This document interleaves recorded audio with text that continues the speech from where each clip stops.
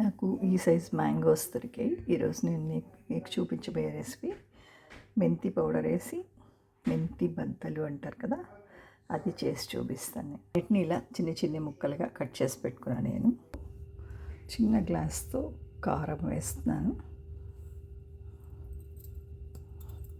మళ్ళీ సేమ్ గ్లాస్తో salt add చేస్తాను.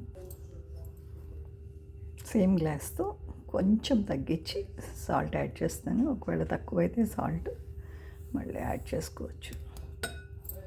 మ్యాంగోస్ పుల్లగా లేకపోతే సాల్ట్ బయట పడిపోతుంది, అందుకని కొంచెం తగ్గించే వేసుకోవాలి. నేను ముందుగా చేసి పెట్టుకున్న ఆవాలు మెంతులు వేయించి గ్రైండ్ చేసి పెట్టుకున్న మెంతి పౌడర్ ఉంది, అది ఒక 2 స్పూన్లు వేస్తున్నాను. అంతా ముక్కలకి పట్టేలాగా ఉప్పు కారం మెంతిపొడి కలిపి పెట్టేశాను నేను.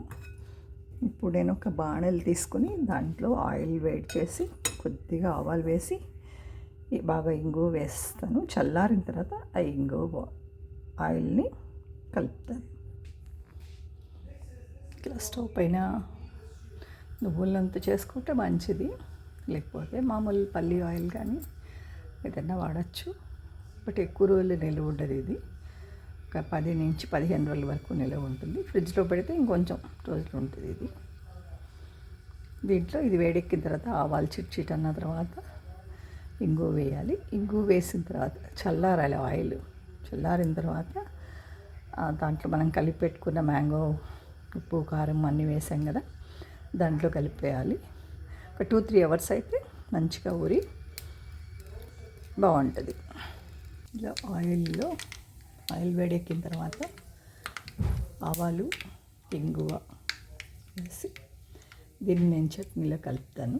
ఒక 2-3 అవర్స్ తర్వాత మంచిగా ఊరి బాగుంటుంది. అప్పుడు మనం వాడుకోవచ్చు. వేడి అన్నంతో తింటే చాలా బాగుంటుంది. మీరు కూడా ట్రై చేసి చూడండి.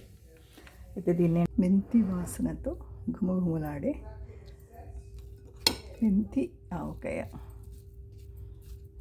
మామిడికాయలతో రెడీ అండి. గుమగుమలాడే మెంతి వాసనతో మెంతి ఆవకాయ రెడీ.